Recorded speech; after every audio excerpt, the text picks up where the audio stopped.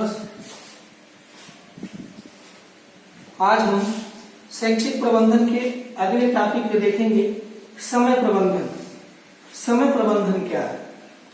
इसके अंतर्गत सबसे अहम आता है समय सारणी। समय सारणी जिसको आप टाइम टेबल के नाम से भी जानते हैं, क्योंकि विद्यालय के समुचित व्यवस्था में, यानी आप कह सकते हैं कि बालकों के सर्वांगीण विकास के लिए उनके बौद्धिक, शारीरिक, आध्यात्मिक आदि के विकास में समय का योजनाबद्ध तरीके से होना बहुत महत्वपूर्ण होता है, क्योंकि विद्यालय की संपूर्ण गतिविधियां टाइम टेबल पर निर्धारित होती हैं कि प्रत्येक व्यक्ति में, जैसे शिक्षक हैं, छात्र हैं, विद्यालय कब खुलेगा, विद्यालय कब बंद होगा आदि की जानकारी समय सारणी के माध्यम से प्राप्त होती है। इसमें शिक्षक हो या छात्र हो, दोनों के लिए समय का ज्ञान होता है और वो अपने निर्धारित समय के हिसाब से काम करने का प्रयास करते हैं। दूसरे शब्दों में हम कह सकते हैं कि कोई भी कार्य, किसी भी कार्य को जब हम योजनाबद्ध तरीके से करते हैं और उसके लिए समय निर्धारित करते हैं, तो हम समय सारणी की आवश्यकता के बारे में जानते हैं। क्योंकि जब तक हम समय सारणी नहीं बनाते हैं, तब तक हमको ये ज्ञात नहीं होता कि कौन सा अध्यापक किस बेला में या किस कालांश में क्या पढ़ाएगा, या बालक ये नहीं जान पाते कि हम इतने से इतने समय में क्या हमको करना है, कौन से अध्यापक हमको क्या पढ़ाएंगे, या अध्यापकों को भी नहीं मालूम होता है कि हम विद्यालय तो निर्धारित समय पर आ गए हैं, लेकिन अब हमको किस क्लास में कितने समय तक पढ़ाना है, विद्यालय हमको कब आना है, विद्यालय हमको कब जाना है। इन सारी गतिविधियों को जानने के लिए समय सारणी की आवश्यकता पड़ती है। दूसरे शब्दों में हम जान सकते हैं या कह सकते हैं कि विद्यालय समय चक्र, यानी समय सारणी, इसी को विद्यालय समय चक्र भी कहा जा सकता है, कि वह दर्पण है, विद्यालय समय चक्र वह दर्पण है जो विद्यालय की समस्त शैक्षिक व्यवस्था का प्रतिबिंब प्रस्तुत करती है।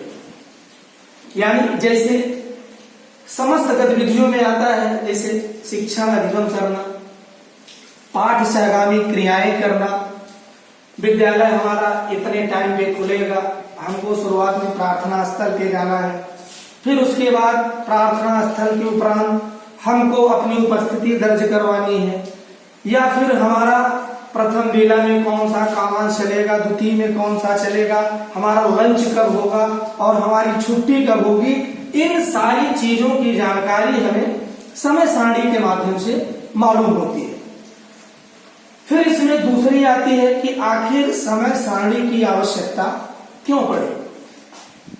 समय सारणी की आवश्यकता, नीड्स ऑफ टाइम टेबल, तो इसमें सबसे अहम होता है कि अध्यापक हो या छात्र हो, उनको अपने निर्धारित समय का ज्ञान हो जाता है।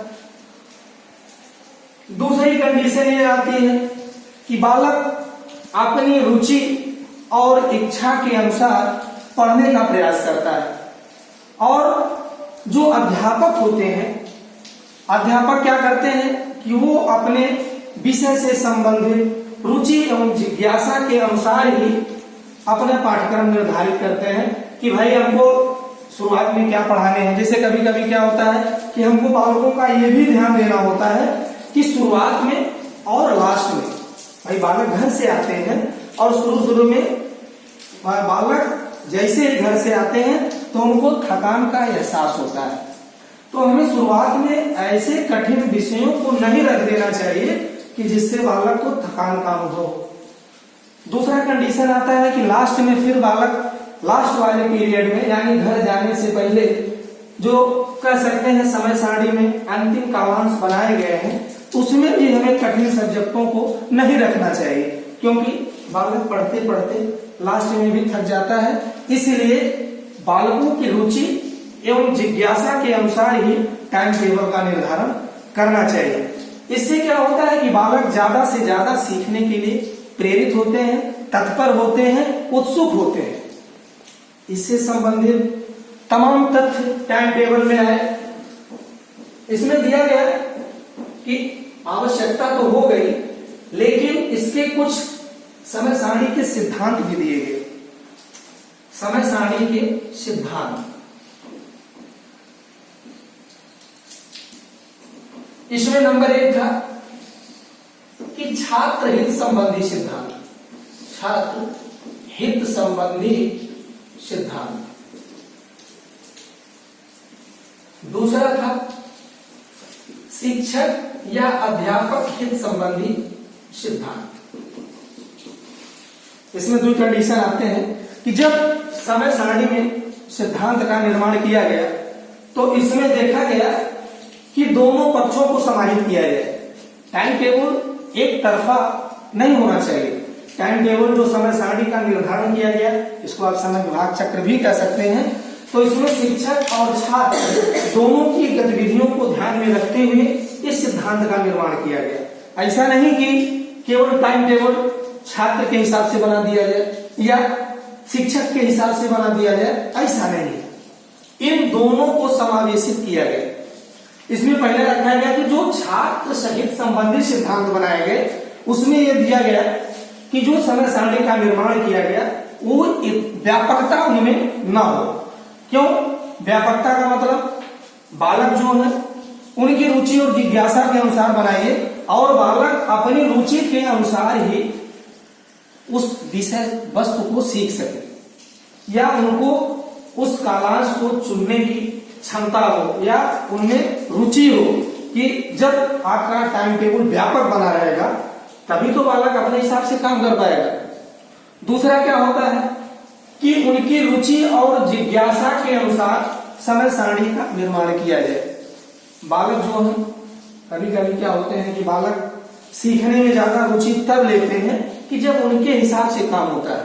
वो भी चाहते हैं कि जब उनकी बातों को मान्यता मिलती है और शिक्षक द्वारा उनको समझा जाता है, यानी कि शिक्षक और छात्र जब दोनों में एक दूसरे के विचारों का आदान प्रदान होता है और बालक को अपनी बातों के बारे में मान्यताएं मिलती हैं तो बालक क्या करता है, सीखने का प्रयास ज्यादा से ज्यादा करता है। दूसरा क्या होता है कि इनमें आयु का भी ध्यान देना चाहिए। आयु, जब छात्र संबंधी आप सिद्धांत बनाते हैं तो उनमें सबसे अहम होता है आयु। आयु मतलब जो छोटे बालक होते हैं वो ज्यादा से ज्यादा 10 से 20 मिनट एकाग्रचित होकर बैठ सकते हैं। बड़े बालकों की तरह वो 30 मिनट 35 मिनट 40 मिनट बैठ के सीख नहीं सकते हैं। वो एकाग्रचित केवल 10 से 20 मिनट ही होते हैं। इसलिए उनके उम्र का ध्यान देते हुए समय सारणी का निर्माण किया जाए। इसमें अगला आता है कि घंटों के क्रम का भी ध्यान देना चाहिए। टाइम टेबल आप बनाते हैं तो घंटों के क्रम का, यानी कि पहले कुछ बालकों के रुचि के अनुसार विषय डाल दीजिए, यानी कर सकते हैं कि कुछ पहले आसान विषय फिर कठिन विषय, इस तरह से टाइम टेबल का निर्माण करिए। ये ना हो कि जो कठिन सब्जेक्ट हो उनको शुरुआत में ही कर डालिए, आसान सब्जेक्ट बाद में कर डालिए, ये सारी चीजें इसमें नहीं होनी चाहिए। इस तरह से तमाम चीजें होती हैं कि जो ये ध्यान देनी होती हैं किसमें, समय सारणी के निर्माण में। दूसरा आता है कि शिक्षक हित संबंधी भी सिद्धांत होते हैं। शिक्षक हित संबंधी सिद्धांत में पता चला कि अध्यापक ये चाहता है कि ये विषय पहले हम पढ़ा दें, आसान विषय हम बाद में पढ़ा दें, तो ये ना हो, कम से कम शिक्षक की बातों को भी ध्यान उसमें दिया जाए। अध्यापक चाहता है कि हम पहले मैथ पढ़ाते हैं, फिर इसके बाद हिंदी का पीरियड हो, फिर हमारा बाद में पीरियड हो, यानी आप ये कह सकते हैं कि किसी भी एक अध्यापक के लगातार 2 पीरियड समय सारणी में न हो। एक कक्षा में अगर अध्यापकों की संख्या ज्यादा हो तो प्रयास किया जाए कि एक अध्यापक एक कक्षा में 2 बार ना जाए। तीसरी कंडीशन ये आती है कि जब आप टाइम टेबल अध्यापकों की बातचीत के माध्यम से या अध्यापकों के विचार विमर्श से बनाएंगे तो अध्यापक उसमें पढ़ाने में रुचि लेता है कि इस हिसाब से हम पढ़ाएंगे, बालकों को ज्यादा से ज्यादा समझ में आएगा और शिक्षक अपनी विषय को पूरी तन्मयता और लगन के साथ पढ़ाने का प्रयास करेगा। बीच बीच में शिक्षक को विश्राम की भी व्यवस्था दी जाए। विश्राम का मतलब लंच तो उनको मिला ही है, लेकिन लगातार उनके पीरियड ना रख दिए जाए कि बेचारे उनको थकावट महसूस हो। तो ये समय सारणी के सिद्धांत हैं। इसमें अन्य सिद्धांत भी हैं कि जिनके बारे में जैसे विद्यालय संबंधी सिद्धांत है, यानी उसमें कह सकते हैं कि विद्यालय में कि जो विद्यालय की व्यवस्था है ये अन्य में आते हैं। विद्यालय संबंधी सिद्धांत ये कोई बहुत मायने नहीं है, मेन 2 ही हैं, छात्र और शिक्षक। लेकिन विद्यालय संबंधी सिद्धांत यानी बालकों को पढ़ने के लिए सारी समुचित व्यवस्थाएं विद्यालय में, यानी एक लाइन में आप कह सकते हैं कि वो मूलभूत सारी सुविधाएं विद्यालय में उपस्थित होनी चाहिए। बस लाख छुट्टी कुछ ठीक है।